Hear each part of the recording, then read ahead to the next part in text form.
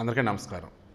ఈరోజు మన భారతదేశంలో సంస్కృతి సంప్రదాయాలు కావచ్చు, మన వేదాలు ఉన్నటువంటి ఆ గొప్పదైన జ్ఞానం కావచ్చు, ఇంకా మన అష్టాదశ పురాణాల్లో కావచ్చు, మన పుణ్యక్షేత్రాలకు సంబంధించి కావచ్చు, ఇప్పటికీ మనం వాటిని కాపాడుకుంటూ ఉన్నామంటే దానికి కారణం అవునన్నా కాదన్నా బ్రాహ్మణులే. ఎస్, సమాజంలో అంటరానితనానికి కారణం వాళ్ళే. సమాజంలో తెలిసి తెలియకుండా కొన్ని రకాల తారతమ్యాల కారణం వాళ్ళే. బట్ అందరూ కాదు, కొందరు. వాళ్ళు ఈ అగ్రకులాలను బడి ఆనాడు పాలకులు కలగలిపి చేసినటువంటి కొన్ని రకాల దారుణాలు, దుర్మార్గాలు. ఇప్పుడు వారిల్లో కూడా ఎంతోమంది పేదవాళ్ళు ఇబ్బందులు పడుతూనే ఉన్నారు. నేనేమంటానంటే, బ్రాహ్మణులకు సంబంధించి వాళ్ళని దూషిస్తూ ద్వేషిస్తున్నటువంటి ఎవరైతే ఉన్నారో వారు తెలిసి తెలియకుండా మన ధర్మాన్ని దూషిస్తున్నారు, మన దేశాన్ని కూడా మిగతా దేశాల దగ్గర తక్కువ చేస్తున్నారు. ఇది నేను చెప్పదలుచుకుంది. పీటర్ నెవరో అని చెప్పేసి ట్రంప్ సలహాదారు ఒకడు.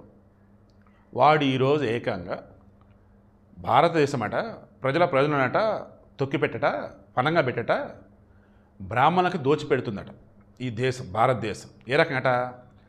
రష్యా నుంచి మనం ఆయిల్ కొనుగోలు చేస్తాం కదా, దానితో ఈ దేశంలో బ్రాహ్మణులు లాభపడుతున్నారట.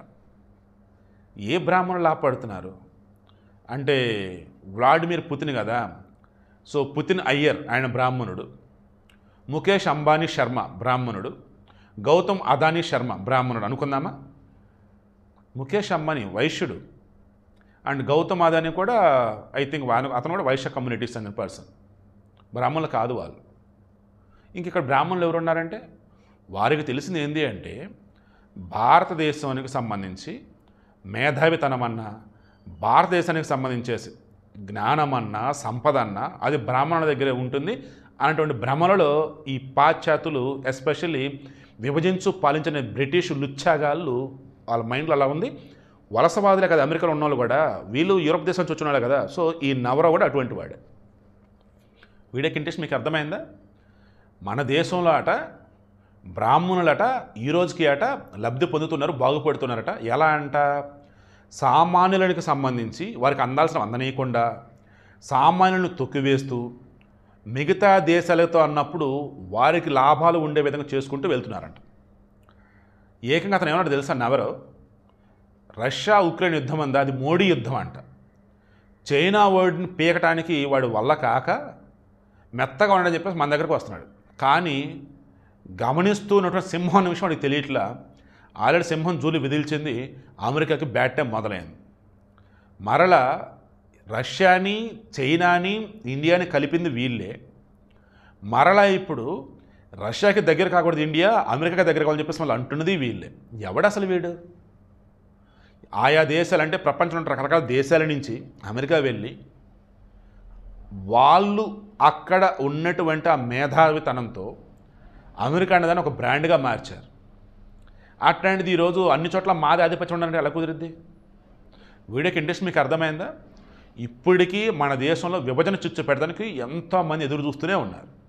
అందులో భాగంగా ఆనాడైనా, ఈనాడైనా, ఏనాడైనా ముందుగా బ్రాహ్మణుల మధ్య చీలుకు తెచ్చినా, బ్రాహ్మణుల మీద ఈ సమాజంలో ఉన్నటువంటి జనానికి ద్వేషం పెంచినా ఆటోమేటిక్గా ఇక చీలిపోయింది అన్నట్టు, అని వాళ్ళు సక్సెస్ అవ్వచ్చు అన్నట్టు. ముస్లింలైనా, క్రైస్తవులైనా మన దేశాన్ని పరిపాలించినా, ఇక్కడ ప్రజలని బానిసగా చేసుకుని నానా రకాల ఇబ్బంది పెట్టినా, దానిలో ఫస్ట్ వచ్చేసి ఆ ముస్లింలకి, ఆ క్రైస్తవులకు ఫేవర్గా ఉంది కొంతమంది బ్రాహ్మణులే. మిగతా వాళ్ళు వచ్చేసి హిందూ ధర్మం కోసం పోరాడారు, లక్షల మంది చనిపోయారు. అయినా సరే కొంతమంది వారికి తగ్గట్టు ఉండటం వల్ల ఇదిగో ఈరోజు ఈ రకంగా అలా అనుకుంటున్నాడు ఆ నవరో. అలా ఇక్కడ ఎవడూ లేడు. ఈరోజు మోడీ గవర్నమెంట్లో బిజినెస్ పరంగా అన్నప్పుడు నాకు తెలిసినటువంటి బ్రాహ్మణత నాకు తెలిసి కనపడతలా. బట్ ఈ నవరోకి మరలా చెప్తాం కదా, భారతదేశం అంటే జ్ఞానం, భారతదేశం అంటే సంపద ఎవరి దగ్గర ఉండేది ఇదంతా అంటే బ్రాహ్మణుల దగ్గర అన్నటువంటి భ్రమంలో ఉన్నారు ఇప్పటికీ. సో మీలో ఇంకా ఎవరన్నా కానీ ఆ బ్రాహ్మణుల దగ్గర ద్వేషం అనేవి ఉంటే దయచేసి పక్కన పెట్టండి. మరలా చెప్తున్నా, ప్రతి కులంలోనూ కొంతమంది ఉంటారు ఎదవలు, అదే ప్రతి కులంలో చాలామంది గొప్ప వాళ్ళు ఉంటారు. మన ఈ సమాజంలో మంచి కోసం ఎఫర్ట్స్ పెట్టుకునే వాళ్ళలో అత్యధిక సంఖ్యలో బ్రాహ్మణులే ఉంటారు. అగ్రకులాలని చెప్పేసి మనం కొంతమంది ద్వేషం ఎదజమ్ముతూ ఉంటారు, వాళ్ళలో ఉన్న గొప్ప వాళ్ళు ఉంటారు. అంబేద్కర్ మహానుభావుడు. అంబేద్కర్ అనే పేరు ఒక బ్రాహ్మణుడిది. బాబురావు అన్న పేరు అన్నది ఏదైతే ఉందో బాబాసాహెబ్, అది వచ్చేసి మన అంబేద్కర్ అసలు పేరు. బట్ ఆ గురువు అంబేద్కర్ పేరుని ఈయన పేరుని పక్కన పెట్టుకుంటాడు. మన ఈ సమాజంలో కూడా కవులు, కళాకారులు, సాహిత్యంలో అద్భుతమైనటువంటి ఇది చేసిన వాళ్ళు, ఉద్యమకారులు మొత్తం మీరు తీయండి, అన్ని చోట్ల కూడా మీకు ఆల్మోస్ట్ అగ్రకులాల వాళ్ళు బ్రాహ్మణులే కనిపిస్తుంటారు. ఏది సమాజ ఉన్నత కోసం పోరాడిన వారిలో. మీరు పురాణ దేశాలలో మొత్తం తిరగండి, అక్కడ కూడా సమాజ వివక్ష లేకుండా ఉండాలనుకున్నప్పుడు పోరాటం చేసిన వాళ్ళు కూడా వాళ్ళే ఉంటారు. ఎందుకంటే బ్రహ్మ మానసపుత్రులు బ్రాహ్మణులు అంటూ ఉంటారు. వేదం చదివినవాడు బ్రాహ్మణుడు జన్మతః కాదు. జయమణిధర సినిమాలో చాలా క్లియర్గా చెప్తాడనమాట. జన్మనా జాయత శూద్ర అని చెప్పేసి ఒక శ్లోకం ఉంటుంది అక్కడ, లైన్, పుట్టుకతో ప్రతివాడు శూద్రుడే, వేదం చదివినవాడు బ్రాహ్మణుడు అవుతాడు, పాలించేవాడు క్షత్రియుడు అవుతాడు, అండ్ వ్యవసాయం వ్యాపారం చేసేవాడు వచ్చేసి వైశ్యుడు అవుతాడు, ఇక రకరకాల కులవృత్తులు చేసుకున్న శూద్రులు అవుతారని చెప్పేసి అంటాడు. అండ్ అన్నీ కూడా ఒకదాని కూడా మన లింకప్పే ఉంటాయి. అదే మన భారతదేశం, అదే మన గొప్పతనం. వీడియో కండిషన్ మీకు అర్థమైందా? ఎట్టి బ్రెయిన్లో కూడా ఒకళ్ళ మీద ద్వేషం అన్నది వద్దు. వేరే దేశస్తులు ఎవరో ఏదో మన దేశం తక్కువ చేసి మాట్లాడుతున్నప్పుడు దాన్ని తెలిసి లేకుండా నెగిటివ్ వేలోకి తీసుకోవద్దు. పాజిటివ్ ఏమంటే అదే తీసుకుందాం.